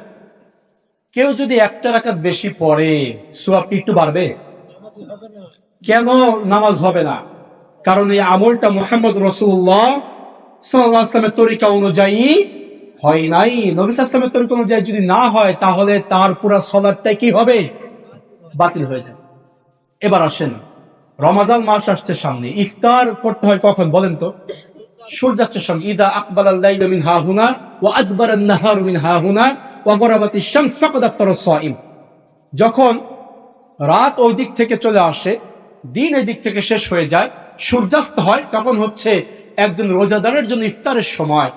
আপনি যদি মনে করেন আমি তো রিক্সা চালাইছি, আমি মোটামুটি দিনভর খুব কষ্ট করেছি, তো আমি 1 ঘন্টা আগে ইফতারি করব, রোজা কি 60% হবে নাকি পুরোটা বাতিল হয়ে যাবে? কারণ নবী সাল্লাল্লাহু আলাইহি ওয়াসাল্লামের তরিকা অনুযায়ী আপনার সিয়াম হয় নাই। নবী সাল্লাল্লাহু আলাইহি ওয়াসাল্লামের তরিকায় যে সময় নির্ধারণ করে দেওয়া হয়েছে, ওই সময়টাতেই আপনাকে ইবাদত সম্পন্ন করতে হবে। কেউ যদি মনে করে আমি এসি রুমের ভিতরে ছিলাম, তো আমি এক কাজ করি, 1 ঘন্টা পরে ইফতারি করব, সওয়াব কি একটু বাড়বে? রোজা কি হবে? ভেঙে যাবে। প্রিয় ভাইরা, এমনি ভাবে যে কোনো আমল নবী সাল্লাল্লাহু আলাইহি ওয়াসাল্লামের তরিকায় যদি না হয়, আমলটা আর কবুল হবে না। যে কোনো আমল করতে হবে মুহাম্মদ রাসূলুল্লাহ সাল্লাল্লাহু আলাইহি ওয়াসাল্লামের তরিকায়। আজকের যে রাত, আজকের রাত্রিতে আমাদের অনেক রকমের ইবাদত হচ্ছে কিনা আপনি দেখবেন। নবী সাল্লাল্লাহু আলাইহি ওয়াসাল্লাম, সাহাবা একরাম কি আমল করেছে। এই রাত সম্পর্কে শুধুমাত্র একটা হাদিস বলব। নবী সাল্লাল্লাহু আলাইহি ওয়াসাল্লাম বলেছেন, যেই ব্যক্তি কিনা আল্লাহ সুবহানাহু ওয়া তাআলা লাইলাতুন নিসফি মিন শাবান, শাবানের মধ্য রজনীতে তিনি তার সৃষ্টির প্রতি দৃষ্টি দেন, এরপরে তিনি ফায়াগফিরু লিজামিই খলকি, তিনি তার সৃষ্টির সবাইকে এই রাত্রিতে ক্ষমা করে দেন। সুবহানাল্লাহ। তবে ইল্লা লিমুশরিকিন আও মুশাহিন, আল্লাহ তাআলা কোনো মুশরিককে ক্ষমা করেন না, আর কোনো বিদ্বেষ পোষণকারী, হিংসা বিদ্বেষ পোষণকারী ব্যক্তিকে ক্ষমা করেন না। আপনি যদি এশার নামাজ পড়েও ঘুমায়া যান, শিরিক নামক ভাইরাস যদি আপনার মধ্যে না থাকে, আর হিংসা যদি না থাকে, তাহলে পরে আল্লাহ তাআলা আপনারে মাফ করে দিবে। সুবহানাল্লাহ। এটা হচ্ছে 15ই শাবান, লাইলাতুন নিসফি মিন শাবান, শাবানের মধ্য রজনীর বিষয়ে গ্রহণযোগ্য হাদিস। আপনি শুধু শিরিক করবেন না, কি করবেন না? আর কোন ভাইয়ের প্রতি হিংসা রাখবেন না, ইনশাআল্লাহ আল্লাহ আপনাকে ক্ষমা করে দিবেন। প্রিয় ভাইরা, এজন্য বুঝে থাকলে বলেন, আমল হতে হবে কার রাস্তায়? মুহাম্মদ রাসূলুল্লাহ সাল্লাল্লাহু আলাইহি ওয়াসাল্লামের রাস্তায়। আমি আবার শুরু থেকে একটু কথাটা টেনে আনছি, সেটা হচ্ছে যে আপনাকে আমাকে জান্নাতে যাইতে হলে কয়টি উপায় অবলম্বন করতে হবে? কয়টা? 1 নম্বর কি থাকতে হবে? 2 নম্বর কি করা লাগবে? নেক আমল। কি করা লাগবে? নেক আমলের 1 নম্বর শর্ত হচ্ছে ইখলাসুন নিয়্যাহ, নিয়তটা খালেস করতে হবে কার জন্য? 2 নম্বর আমলটা হবে কার রাস্তায়? মুহাম্মদ রাসূলুল্লাহ সাল্লাল্লাহু আলাইহি ওয়াসাল্লামের রাস্তায়। আমি একটা হাদিস বলে আলোচনা শেষ করে দেব, যেহেতু আমাদের আলেম চলে এসেছে, আলহামদুলিল্লাহ হুজুর চলে এসেছে। আমি একটা হাদিস শুধু বলবো আমাদের যুবক ভাইদের জন্য। প্রিয় ভাইরা, এতক্ষণ যে আলোচনা করলাম মোটামুটি একটু বোঝা আসছে, একটু বোঝা গেছে ইনশাল্লাহ। আমরা হুজুরের কথাগুলো ইনশাল্লাহ মনোযোগ দিয়ে শুনবো, আমরা আরো বেশি জ্ঞান অর্জন করে যাব, নিজেদের ভুল ত্রুটি গুলোকে ইনশাল্লাহ এই জায়গা থেকে শুধরে নিয়ে যাব, আল্লাহর কাছে এই জায়গা থেকে তওবা করে যাব। আল্লাহ তাআলা বলেছেন, ইল্লা মান তাবা ওয়া আমানা ওয়া আমিলা আমালান সালিহান, যে ব্যক্তি কিনা তওবা করলো, ঈমানটাকে পরিশুদ্ধ করলো, ঈমান আনলো, নেক আমল শুরু করে দিল, ফাউলাইকা ইউবাদদিলুল্লাহু সাইয়্যাতিহিম হাসানাত, আল্লাহ তাআলা তার আগের গুনাহগুলোরে উল্টায়া সওয়াব বানায় দিবে। সুবহানাল্লাহ। আমরা চাই কিনা গুনাহগুলো সওয়াব হয়ে যাক? এই জায়গা থেকে তওবা করতে হবে ইনশাআল্লাহ। পারা যাবে ইনশাআল্লাহ। যুবক ভাইদেরকে বলতে, প্রিয় ভাইরা, সামনে আসছে মহিমান্বিত মাস রমাজানুল কারীম। রমাজান আগেও ছিল, 1450 বছরের আগেও রমাজান মাস ছিল, কিন্তু এই মাসের কোনো দাম ছিল না। এই মাসের দাম হয়েছে কিসের জন্য বলেন তো? শাহরু রমাদানাল্লাযী উনজিলা ফীহিল কুরআন। রমাজান মাস তো সেই মাস যেই মাস কোরআন নাযিল হয়েছে। এই কোরআন ছাড়া রমাজানের কোনো দাম, কোরআন ছাড়া লাইলাতুল কদরের কোনো দাম নাই। প্রিয় ভাইরা, কোরআন ছাড়া আপনার আমারও কোনো দাম। এই কোরআনকে শুদ্ধ করে পড়তে পারি? বিশুদ্ধ করে তেলাওয়াত শিখতে হবে রমাজানের আগেই, যে কোনো মূল্যে শিখতে হবে। আমি শুধুমাত্র 2-4 মিনিট কথা বলে ছেড়ে দেবো, হুজুরকে কষ্ট দেবেন ইনশাআল্লাহ। মসজিদ গুলো থেকে ডাক দেওয়া হয়, প্রিয় এলাকাবাসী, আপনার সন্তানদেরকে ইংরেজি শেখার জন্য মসজিদে পাঠায়া দেন। এই ঘোষণা দেওয়া হয়। প্রিয় এলাকাবাসী, আপনার সন্তানদেরকে অঙ্ক শেখার জন্য মসজিদে পাঠিয়ে দেন, বলা হয়। কিন্তু আপনার আমার সন্তান ইংরেজি অঙ্ক শিখে কিনা? শিখে। মসজিদ থেকে বিনা পয়সায় ঘোষণা দেওয়া হয়, প্রিয় এলাকাবাসী, আপনার সন্তানদেরকে শ্রেষ্ঠ কিতাব, আল্লাহর কিতাব, একমাত্র কিতাব আল কিতাব, এইটা শিক্ষার জন্য বাচ্চাদেরকে পাঠিয়ে দেন। বলেন অঙ্ক ইংরেজির মতো গুরুত্ব দিয়ে সন্তানকে আমরা মসজিদে পাঠাই কিনা? আল্লাহ বলেছেন ওয়ামা কদরুল্লাহ হাক্কা কদরিহি, আমার বান্দা আমার যথাযথ মর্যাদা দেয় নাই। প্রিয় ভাইরা, রমজান মাস কোরআনের মাস, এর আগে আসেন প্রিয় যুবক ভাইরা, কোরআনটাকে শিখে নেই। মোবাইল তো ভালোই চালাইতে পারি আমরা, ফেসবুক চালাইতে পারি। এখন তো আমাদের অনেক প্রিয় যুবক ভাইদেরকে দেখি, ধরেন যে মোবাইলটা আর এইরকম করে চালায় না, মোবাইলটা এইরকম করে কি যেন টিপাটিপি করে। বুঝে আসছি? প্রিয় যুবক ভাইরা, রমজান মাস অবহেলায় কাটেন না। আপনার মতো অনেক যুবক আছে আপনার চোখের সামনে মারা গিয়েছে, আপনি আর কবে হেদায়েত হবেন? বলেন, আমরা তো বুড়া হয়ে যাই নাই, আমরা মোবাইল চালাই না, আমাদের খুব লস হয়ে গেছে? প্রিয় ভাইরা, আপনাদের জন্য একটা হাদিস, এটা বলেই শেষ ইনশাআল্লাহ। সাওবান রাদিয়াল্লাহু আনহু থেকে বর্ণিত হাদিস, নবী সাল্লাল্লাহু আলাইহি ওয়াসাল্লাম বলেছেন, আমার উম্মতের একদল লোক কিয়ামতের দিন তেহামার পর্বত সমতুল্য, অর্থাৎ পাহাড় পরিমাণ আমল নিয়ে আল্লাহর দরবারে হাজির হবে। আমার উম্মতের একদল লোক, তার মানে আমরা কারা? আমরা, আমাদের মধ্য থেকেই। ফায়াজআলুল্লাহু হাবাআম মানসুরা, আল্লাহ তাআলা তাদের আমলগুলোকে ধুলায় বিক্ষিপ্ত করে দিবে। কোন আমলকে আল্লাহ তাআলা কবুল করবেন না। সাহাবীরা বলেন, হে আল্লাহর রাসূল সাল্লাল্লাহু আলাইহি ওয়াসাল্লাম, তাদের পরিচয়টা কি আমাদেরকে একটু দেন তাড়াতাড়ি। নবী সাল্লাল্লাহু আলাইহি ওয়াসাল্লাম বলছেন, শুনো শুনো শুনো, তারা হবে তোমাদেরই ভাইয়ের গোষ্ঠী, তোমাদেরই মতো রাতের নামাজ আদায় করবে। তাদের দোষ হবে ইদা খালা বিমাহারিমিল্লাহি ইনতাহাকুহা, যখন তারা গোপনে থাকতো, নিরালায় নিবৃতে থাকতো, আল্লাহ যা হারাম করেছে ওই হারামের মধ্যে লিপ্ত হয়ে যায়। আমাদের অনেক যুবক ভাইয়েরা আছে গোপনে গোপনে মোবাইলে অশ্লীল ভিডিও দেখে, গোপনে হারামের মধ্যে লিপ্ত হয়ে যায়। আপনি যদি গোপনে হারামের মধ্যে লিপ্ত না হন, আপনি বুঝতে পারবেন যে আল্লাহ আপনার উপরে সন্তুষ্ট আছে, আপনি ইমানদারদের কাতারে আছেন ইনশাআল্লাহ। আপনি বুঝতে পারবেন আপনি জান্নাতি না জাহান্নামী। আর যদি গোপনে আপনি হারাম কাজে লিপ্ত হয়ে যান, আপনার এখনই সময় সংশোধন হয়ে যাওয়ার। ওসিবি নাফসি ওয়া ইয়াকুম, আমি আমাকে আপনাদেরকে ওসিয়ত করছি, আসেন আমরা যাবতীয় অশ্লীল ভিডিও, নাটক, সিনেমা দেখা থেকে বিরত থাকি। আগামী রমজান যেন আমাদের গুনাহ মাফের রমজান হয়, বিগত রমজান গুলোর মতো যেন না হয়। আমরা যেন গুনাহ মাফ করি, আল্লাহর দরবারে হাজির হতে পারি। আল্লাহ তাআলা সেই তৌফিক দান করুন, আল্লাহুম্মা আমিন। যা আলোচনা করলাম যতটুকু ভালো হয়েছে আল্লাহর পক্ষ থেকে, যা ভুল ভ্রান্তি হয়েছে আমার পক্ষ থেকে অথবা শয়তানের পক্ষ থেকে, আল্লাহ তাআলা আমাদেরকে ভালোটাকে গ্রহণ করে আমল করার তৌফিক দান করুন, আল্লাহুম্মা আমিন। সুবহানাকা আল্লাহুম্মা বিহামদিক, আশহাদু আল্লা ইলাহা ইল্লা আনতা, আস্তাগফিরুকা ওয়া আতুবু ইলাইক। আসসালামু আলাইকুম ওয়া রাহমাতুল্লাহি ওয়া বারাকাতুহু।